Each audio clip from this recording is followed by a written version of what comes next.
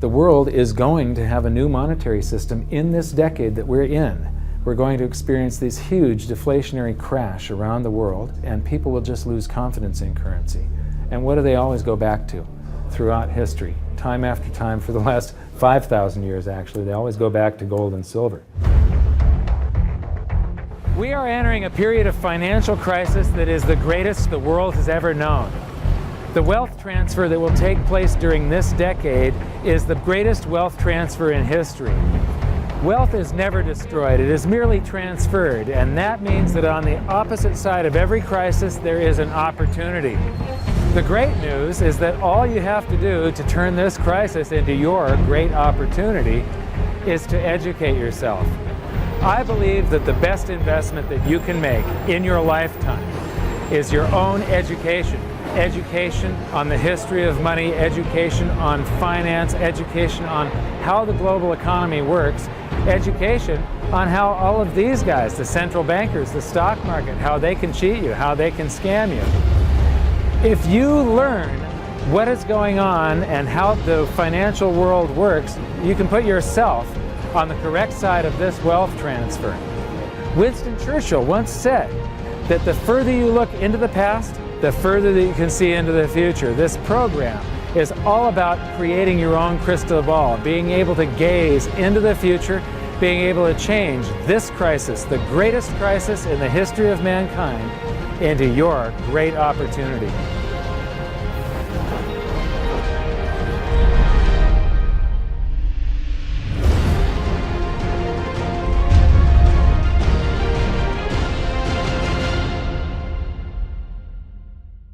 So it all started back in 1999 when my sister and I hired a financial planner to help my mother with her assets, and we gave him control of the family's assets, and in the next year and a half he lost 50% of what she had.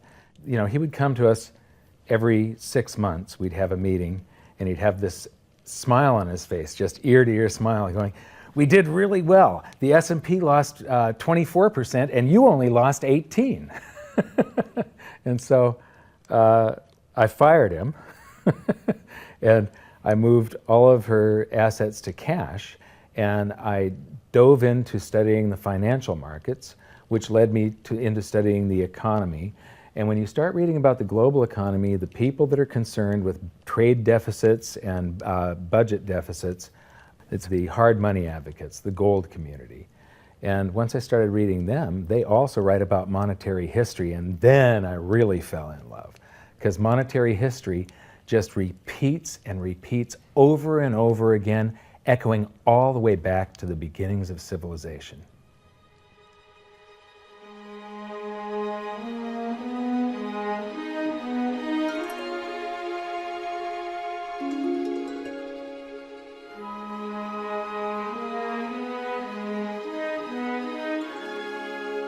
Gold and silver have been the predominant currencies for about 5,000 years, but it wasn't until somewhere between 680 BC and 630 BC that they became money.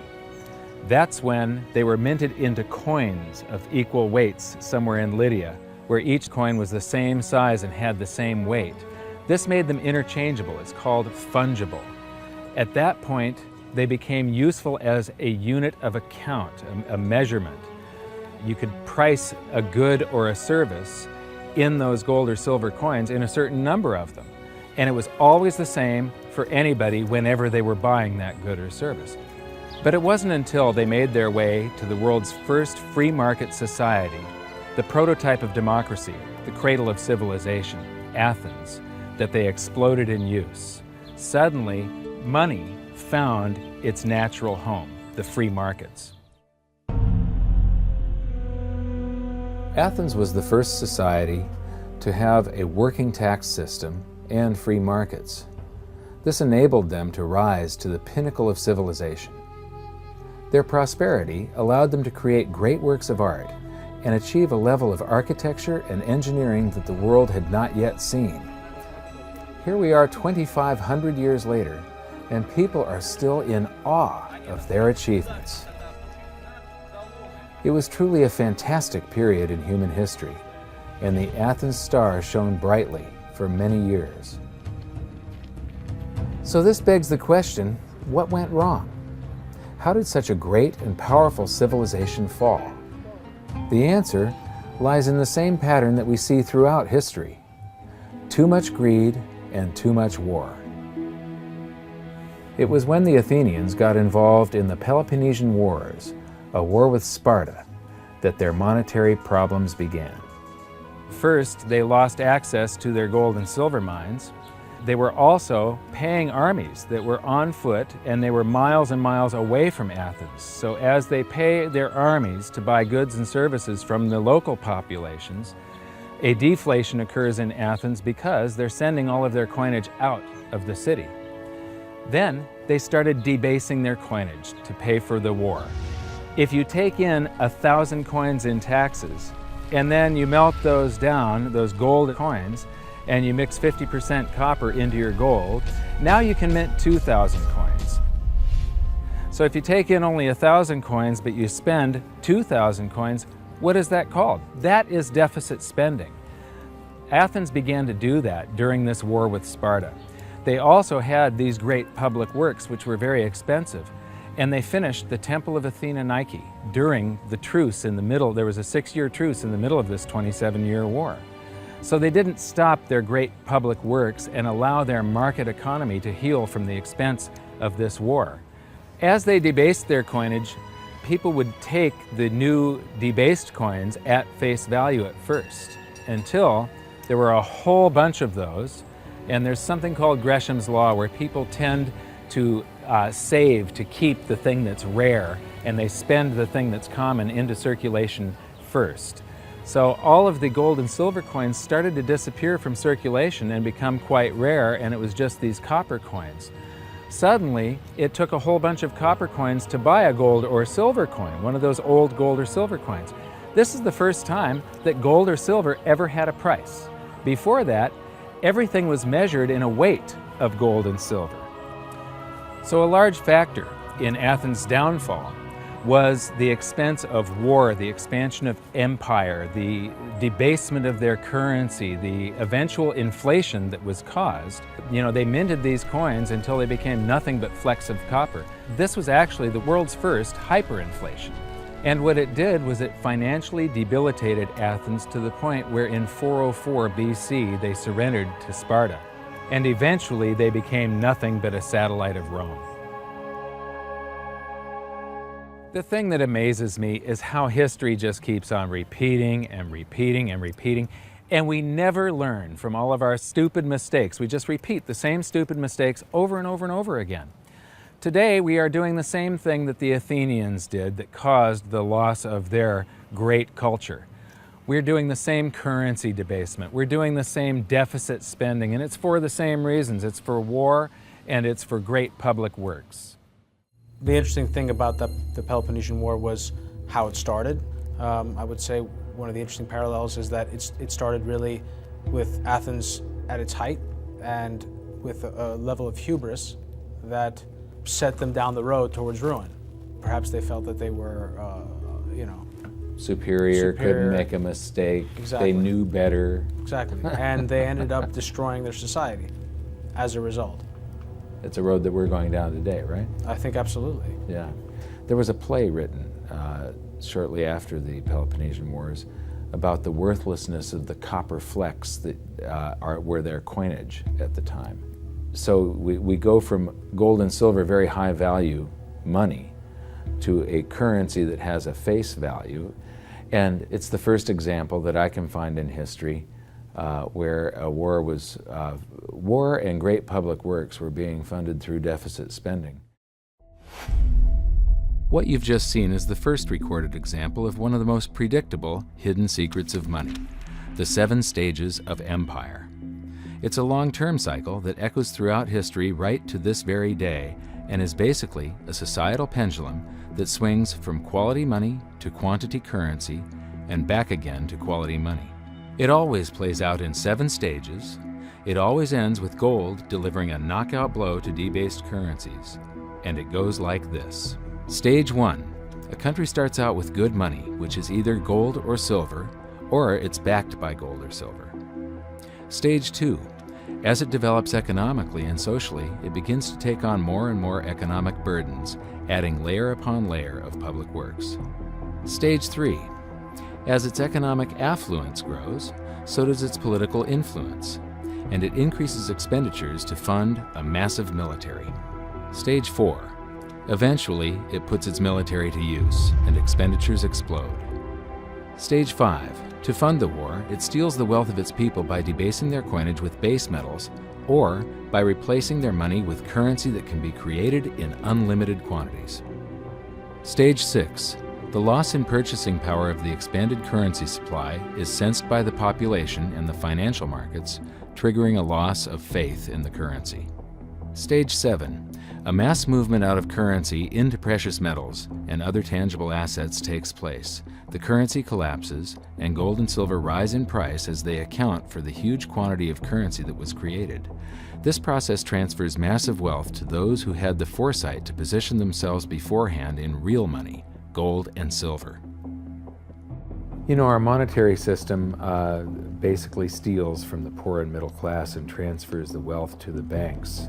We see this throughout history, and it's just repeating over and over again. What's happening in Greece right now is basically the same thing that was happening back in 407 BC. The deficit spending to fund all of these public works and the debasement of their currency supply caused them to become nothing but a satellite of Rome. Today, they're becoming nothing but a satellite of the banks. Well, the idea of Gresham's law is simply that people are going to hold on to what's value and spend what isn't valuable.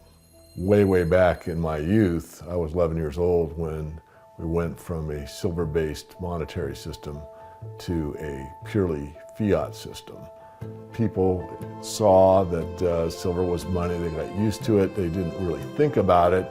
And in 1965, under President Johnson, he basically said, well, silver's too valuable to be money. We're going to just start putting out these substitutes, which were what we call cupro-nickel coins. They were nickel, they were copper plated with nickel at the time.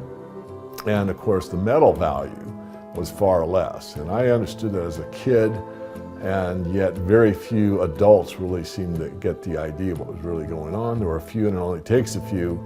And of course, the Gresham's law took effect, so the currency came out of circulation rapidly. It's very interesting to me, knowing monetary history fairly well, is they're always, put out in silver-looking or gold-looking form. I mean, in most cases, you'll have, in fact, they look rather interesting. I mean, some of them are like silver on the inside and gold on the outside. With the look, they have no value at all, really, other than melt value of pot metal. To me, it's sort of at a subconscious level. Why are they making them gold-colored? Why are they making them silver-colored? I think there's an inherent knowledge in the human species that knows that gold and silver have value. So if they look in their pocket and they see something gold-colored or silver-colored, it gives them kind of a warm, fuzzy feeling. And it's like, oh yeah, but there's no value in these coins, really.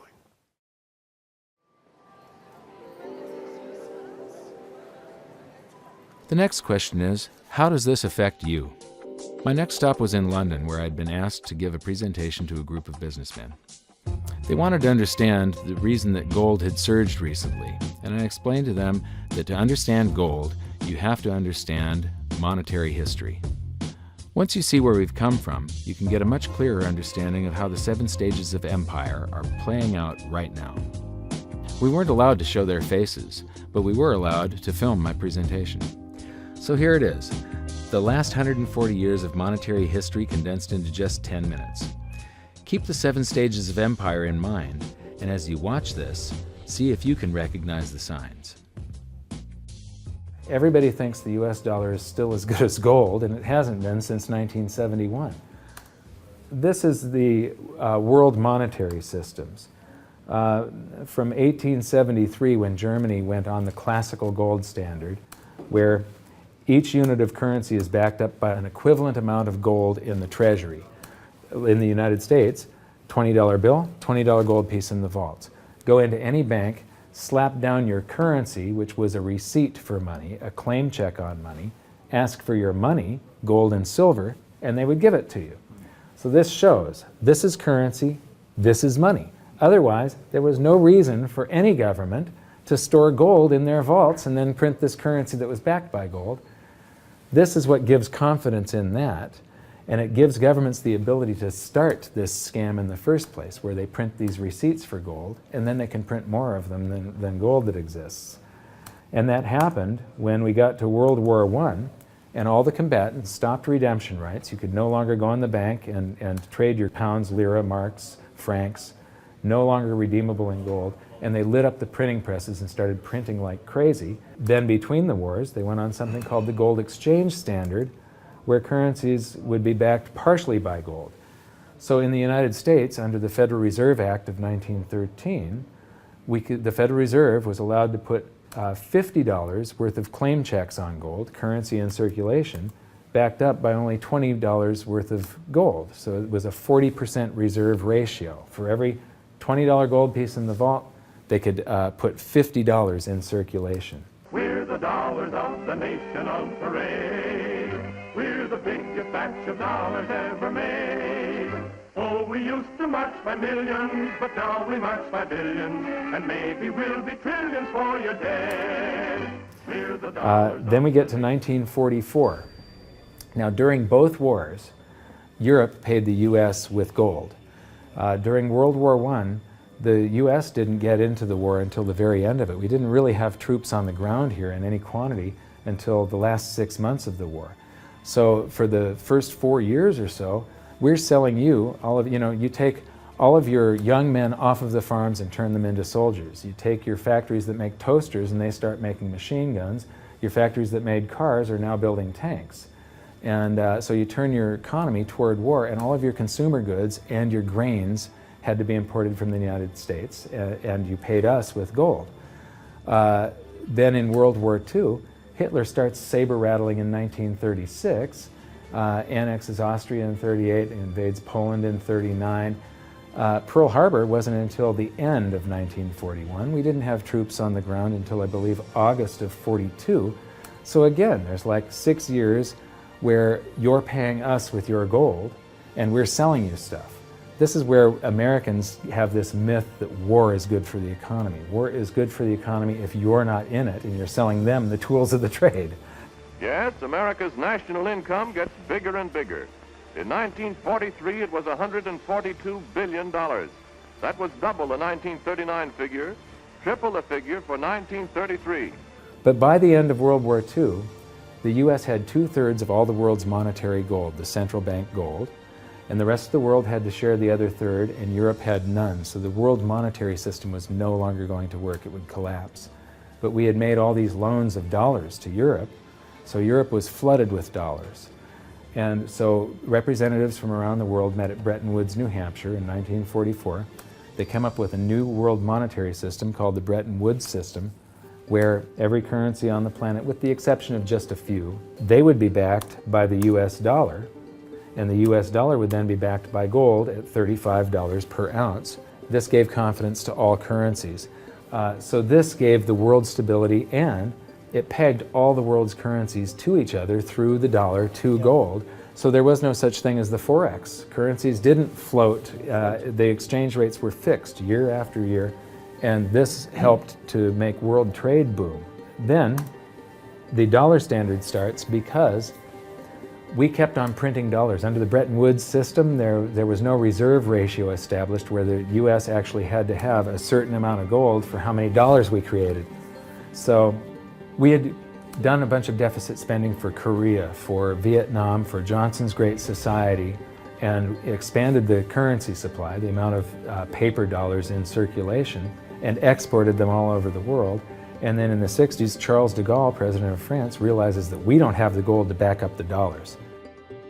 Le fait que beaucoup d'États acceptent par principe des dollars au même titre que de l'or entraîne les Américains à s'endetter et à s'endetter gratuitement vis-à-vis de l'étranger, car ce qu'ils lui doivent, ils le lui payent avec des dollars qu'il ne tient qu'à eux d'émettre. Nous estimons nécessaire que les échanges internationaux soient établis comme c'était le cas avant les grands malheurs du monde, sur une base monétaire indiscutable et qui ne porte la marque d'aucun pays en particulier. Quelle base? En vérité, on ne voit pas qu'il puisse y avoir réellement de critères, d'étalons autres que l'or. And he starts asking, France asks for their gold and trades in the dollars. And at that point, other countries saw this and start jumping on board. And the US lost 50% of its gold from 1959 to 1971. But we still had, in 71, about 12 times more dollars that we had created than there was gold. And this run on the bank, basically, the US now being the bank, this is a giant worldwide bank run, because the US, for the second time, had committed a fraud and created more receipts for gold than there was gold. It's that simple. Then finally, the markets sort of sensed this. And Nixon was forced to take us off the gold standard, because if he had paid out gold until it got to zero, once we couldn't pay on some of those dollars, the entire worldwide monetary system would have collapsed. I have directed Secretary Connally to suspend temporarily the convertibility of the dollar into gold or other reserve assets, except in amounts and conditions determined to be in the interest of monetary stability and in the best interest of the United States. In full cooperation with the International Monetary Fund and those who trade with us, we will press for the necessary reforms to set up an urgently needed new international monetary system. And on August 15th, 1971, all the world's currencies became fiat currency. I don't know why the rest of the world didn't rush out and hang him, but they didn't. They just all went along with this. To our friends abroad, I give this assurance. The United States has always been and will continue to be a forward-looking and trustworthy trading partner. There have been thousands upon thousands upon thousands of fiat currencies throughout history, and there isn't one that survived. It is a 100% failure rate. And we started this experiment where all the world's currencies would be fiat currencies simultaneously in 1971. But what we have here, 30 to 40 years, different monetary system, 30 years, 28 years, 39 years plus, what's next? The world is going to have a new monetary system in this decade that we're in. We're going to experience this huge deflationary crash around the world. The world will probably end up on some sort of new monetary system, probably after governments try and print their way out of this and cause hyperinflations of all the currencies, and people will just lose confidence in currency. And what do they always go back to throughout history? Time after time, for the last 5,000 years actually, they always go back to gold and silver. In a world of floating currencies, and that's what all national currencies are today, they bob up and down relative to each other, but they're all sinking relative to gold. That includes the dollar as well as the euro and the British pound and all the others. They're going to continue to lose value, continue to lose purchasing power. Personally, I don't think there's any way of avoiding what is coming. There's no way to fix it right now. There's only a way to either let it wipe you out or to benefit from it. And I want to make sure that it's not just a few of the big investors in the world that are ending up with all the cookies. I want to make sure that there's as many small investors as possible that are benefiting from it, because that's what makes society run. Middle class, small investor. One of the biggest challenges for human beings is that physiologically we are designed to operate in recency. You know, the fight or flight response is literally in my cells, literally. And so that when I'm in the wild, it's about I need to look for something to eat or make sure I don't get eaten. And how that translates into the modern world is that we think only about what's happening immediately in front of us. And so we think a long time is last week. In the world of YouTube and Facebook and instant messaging, we think 3 seconds is a long time. Like, did you get the post already? I already posted it. And the reality is that if you look at history, and I don't mean a week, I don't mean a month, I mean decades, I mean 100 years, I mean a couple of 100 years, I mean more than a couple of 100 years, you can start to see some patterns. You can see some things that are going on because history repeats itself. There are some trends and there are some movements that you can learn from. And you literally have to go outside of your human instincts to look at history, because we just want to focus on right now, because as I said, that's about either eating or being eaten. So we've got to go beyond that, and that means not just focusing on the here and now, but learning some real powerful stuff from what's happened, because there just might be some indicators there as what's going to happen in the future. Now, the 7 stages of empire, just as a reminder, started with sound money, and then a country adds layers of public works and social programs, and then develops a massive military, and then puts that military to use, and to pay for the war, it debases its currency supply, which causes a loss of faith in the currency, which then leads to a currency crisis, and gold does an accounting of the expansion of that fiat currency supply that happened over all those years of the first 5 stages. We are in the 6th and beginning the 7th stage. Gold started the accounting in the year 2001. It was $250 then, but we're still in the very early stages of this. Well, that's right. I think one of the problems with gold is people just don't understand it. I mean, for one thing, it's sort of been banished from the curriculum for 35 years. We have going on 2 generations of academics and scholars who have never studied gold. Unless you're a specialist in economic history, you can go back and look at it. Now, when I was in university and even when I was in graduate school in economics, we were still on the gold standard in some form. It was fairly attenuated, but when you studied the IMF and you looked at how they present the finances of a country and the breakdown of the reserves and the capital accounts, gold was a line item in the capital account, and you had to understand how it, what role it played and how it could equilibrate in terms of balance of trade. Well, that's gone. The IMF, Nixon went off the gold standard in 1971, and bright young economic students just don't understand gold. They think it's a joke, or they think it's maybe a commodity trade or a momentum trade. They don't understand that it really is money par excellence. So now we've learned that money was born in roughly 630 BC when it became fungible. It was free markets and sound money that led to Athens' great prosperity. But debasement of their money for deficit spending on war and public works played a large role in their demise. Over the past 140 years, we've debased our own currencies to the point where 2 generations of scholars don't even understand gold. We learned about Gresham's law and that bad money drives out good. In recent history, there has been a new monetary system roughly every 40 years. And we've learned that we are in the 6th stage of the 7 stages of empire. So that's it for this episode. Join us next time when we learn more about the chaotic state of the US dollar standard and how it's going to affect you no matter where you live on the planet. When I wrote my book, I said that we're coming into an era that is going to be the greatest wealth transfer in the history of mankind. Therefore, it's the greatest opportunity in the history of mankind. I've made it my mission to help as many people as possible get through this crisis and to come out on the best side of the wealth transfer. I've just finished filming an exclusive presentation titled How the 7th Stage Will Unfold, where I detail what I'm doing personally to prepare for a range of scenarios. It's available at hiddensecretsofmoney.com as part of your free information toolkit. So my challenge to you for this episode is to try and find a single example in all of monetary history of a crisis that was brought on by too much deficit spending, too much debt, and too much currency debasement being solved by more deficit spending, more debt, and more currency debasement.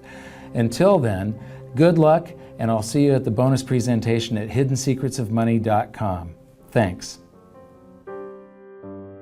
You bet. There is no other side. You either silver and gold or you're doomed. That's exactly the way the world is always working. That's the way it's working right now. Turn on the television, watch with the price of gold. Look at the dollar going down, gold's going up, silver's going up. That's exactly the way it's always worked, and it's always worked that way, and it's working that way now. And why is anyone surprised? Why is it? I'm surprised it's always worked like that. For the past 5,000 years. That's right, 5,000 years in a row, it's worked exactly that way. It's happening that way now. And ooh, wait a minute here. Weird. Beyond weird.